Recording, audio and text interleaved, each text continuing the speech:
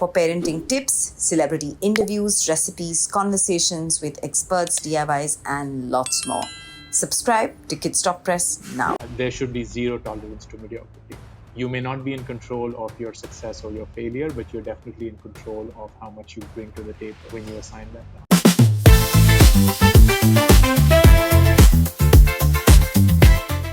Tell me, Ankur, you're working with so many young individuals today.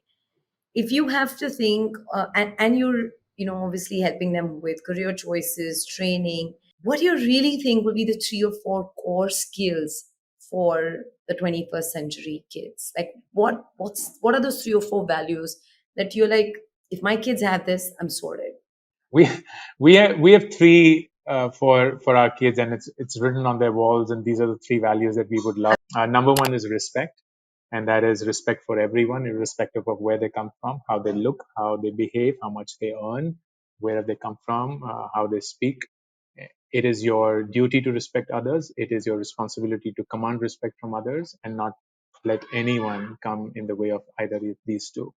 Second is ownership. You are the owner of your decisions, no one else. So you have to bear the responsibility of your actions. If you are playing and you fall down, that's not anyone else's fault. It's not even yours, but you have to bear the responsibility of that. If you're doing something that you wanted to do and ultimately it ends up being something that you didn't desire, that's okay.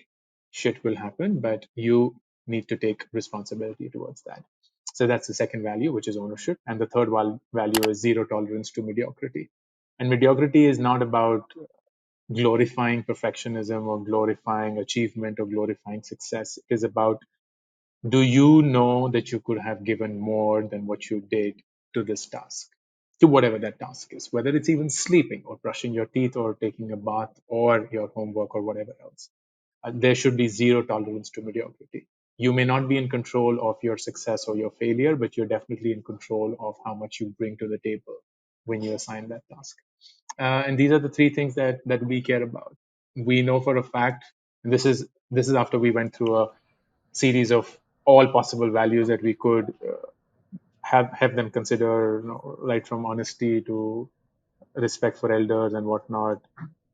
And we arrived at these three, and we are very clear that if these three are upheld, then we frankly couldn't care what they do in life, how well they are financially or otherwise, how are they received in society and so on, because I think that they will bring the best of what they have to offer. They'll always be accountable for the decisions that they take, and they will be respectful towards others and command respect at their.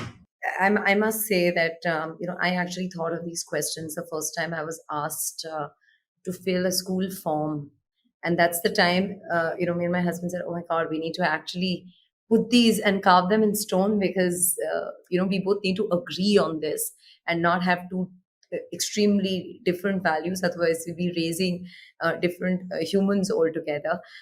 So completely agree with you on the respect and the others as well. Tell me, do your when you're teaching all these values to your kids, they have a very very short attention span. Even when I find it a struggle, even when I'm teaching them to build something or to make something or read or playing with them, and I'm telling them, "Acha nahi, aise karo," because we want our kids to somewhere do it fast, do it better, do it right.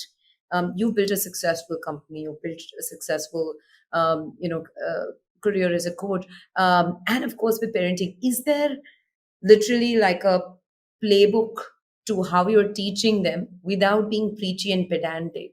Because that's not what I feel these kids really have the attention span for. No, you can't teach kids. You have to coach them.